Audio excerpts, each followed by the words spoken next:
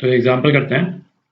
If A is equal to, है ना, matrix दे रखी है, then show that A square minus 3a plus 2i, I जो है आइडेंटिटी मैट्रिक्स, ये जो है वो नल मैट्रिक्स के बराबर है। और उसके बाद दे रखा है कि इफ ए जो है वो दो मैट्रिसेस के स्क्वायर के सम के बराबर है, तो वो दोनों मैट्रिसेस अपने को पता करनी।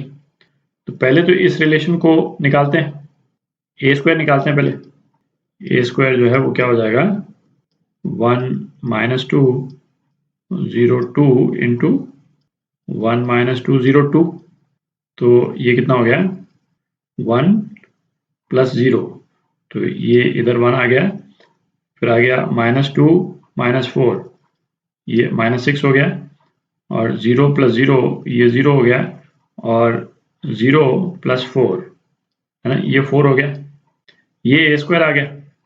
अच्छा 3a, है ना, 3a क्या हो जाएगा, इनफैक्ट माइनस 3a ही लिख लेते हैं, है ना, माइनस 3a, तो माइनस 3 से मल्टीप्लाई कर देते हैं हर एलिमेंट को, तो माइनस 3a क्या आ जाएगा, माइनस 3 6 0 और माइनस 6, ठीक है, ये माइनस 3a हो गया, और 2i, 2 आइडेंटिटी मैट्रिक्स, चूंकि अपन ऐड कर रहे हैं तो ये हम प्रिज्यूम ही कर रहे हैं कि i जो है वो 2/2 की आइडेंटिटी मैट्रिक्स है, ठीक।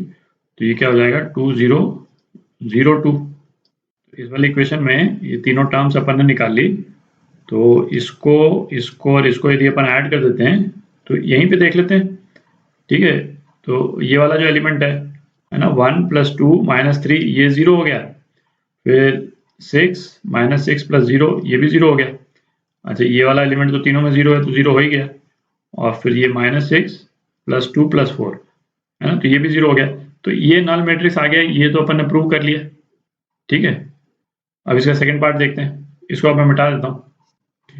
अच्छा अब अपने को क्या देखा है, a is equal to B square plus C square, तो हमको b और c मैट्रिसेस जो है पता करनी है। तो अच्छा इसमें ये तो ऑब्वियस ही है कि भाई ये जो रिलेशन अपने से निकलवाया है ना, कोई तो कारण रहा होगा, नहीं तो केवल हमको ये ऊपर वाली मैट्रिक्स देते और नीचे वाला क्वेश्चन ये भी पूछ सकते थे, ठीक है। तो अपन ऐसा करते हैं, इस वाले रिलेशन से कोशिश करें a को दो मैट्रिसेस के स्क्वायर के सम के टर्म्स में हम एक्सप्रेस कर सकें, ठीक है। तो ये रिलेशन जो है इसको लिखते हैं a square minus 3a plus 2i is equal to, है ना, 0 नहीं है, नल मैट्रिक्स, ठीक है। अच्छा a स्क्वायर है तो इसको अपन a square minus 2a plus i, ठीक है, और माइनस a प्लस i, है ना, इसको अलग कर दिया अपन is equal to null matrix, ठीक है। मैट्रिक्स के एडिशन में किसी भी मैट्रिक्स को सीक्वेंस में कहीं पे भी रखें उससे तो कोई फर्क पड़ता नहीं है, वो तो अपन देख चुके हैं शुरू में, ठीक है। इसीलिए हमने इसको 2 में तोड़ा और उसके बाद में 1 माइनस a को हम यहाँ पे ले आए, है ना, उससे कोई फर्क नहीं पड़ा।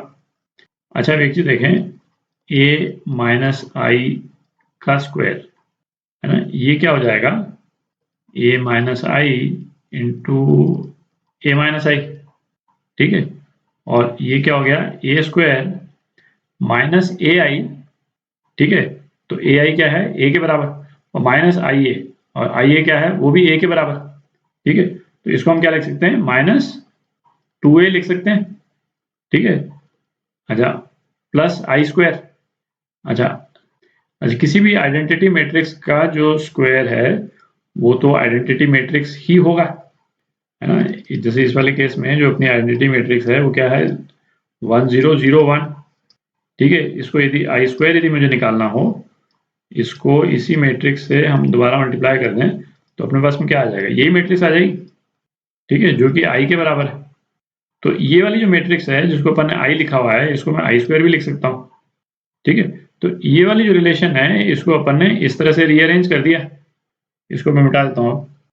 इसको अपन ने आई स्क्वायर लिख दिया और इसको भी अपन आई स्क्वायर लिख सकते हैं, ठीक है, आई की जगह आई स्क्वायर। तो अब यहाँ पे हम क्या लिख सकते हैं भाई, इसको अपन लिख सकते हैं a minus I whole square, ठीक है, प्लस आई स्क्वायर, और इस a को दूसरी तरफ ले जाएं, है ना, दूसरी तरफ ले जाएं या दोनों तरफ a से ऐड कर दें, है ना, एक ही बात है। नल मैट्रिक्स प्लस a से ऐड कर दिया तो a आ गया, और माइनस a प्लस a यहाँ नल मैट्रिक्स आ गया तो उसको हटा दिया, है ना, किसी भी तरह से देख लें आप। मैं ये चीज़ मतलब डिटेल में इसलिए बोल रहा हूँ कि दोनों तरफ ऐड कर दें फिर हटा दें, है ना, ताकि आपको क्लियर है भाई। जैसे मैट्रिक्स ऑपरेशंस में अलजेब्रा के सारे ऑपरेशन हम जैसे आंख बंद करके नहीं लगा सकते, ठीक है। जैसे एक एग्जांपल तो अपन देख ही चुके हैं भाई, ये ए बी यदि ए सी के बराबर है तो इसका मतलब ये नहीं है कि बी जो है वो सी के बराबर होगा, है ना, कोई जरूरी नहीं है, हो भी सकता है बट नहीं भी हो सकता है, ठीक है। तो इसीलिए मतलब है ना, ये कॉन्शियस डिसीजन होना चाहिए कि हम मैट्रिक्स ऑपरेशन में सीक्वेंसिंग जो कर रहे हैं वो किस तरह से कर रहे हैं। तो ये कितना है, ये ए के बराबर हो गया। तो अपने पास में दो मैट्रिसेस आ गई, है ना, स्क्वायर टर्म्स में।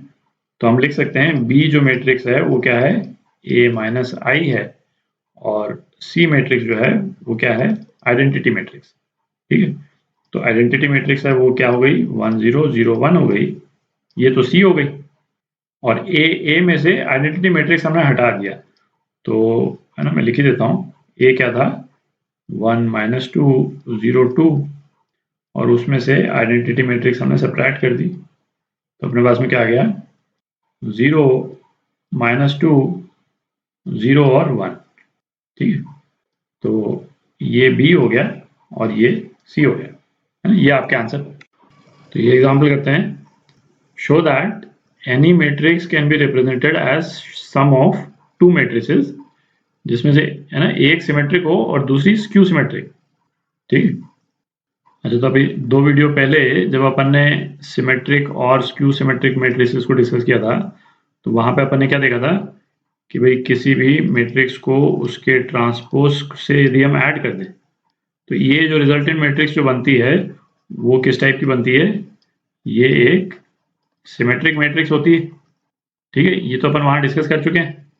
और वहां पे अपन ने ये भी डिस्कस किया था कि किसी भी मैट्रिक्स को में से यदि उसके ट्रांसपोज को हम सब्ट्रैक्ट कर दें तो ये जो मैट्रिक्स जो बनती है ये किस टाइप की होती है, ये एक स्क्यू सिमेट्रिक मैट्रिक्स होती है, ठीक है।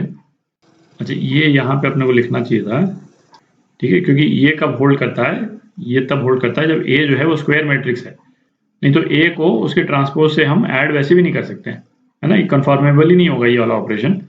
यहाँ पे एक्चुअली हमको लिखना चाहिए था, show that N E square matrix can be represented, ठीक है। तो ए प्लस ए ट्रांसपोज यदि सिमेट्रिक मैट्रिक्स है तो इसको यदि हाफ से हम मल्टीप्लाई कर दें तो बेसिकली क्या हुआ, इस मैट्रिक्स का हर एलिमेंट को हमने हाफ कर दिया, ठीक है।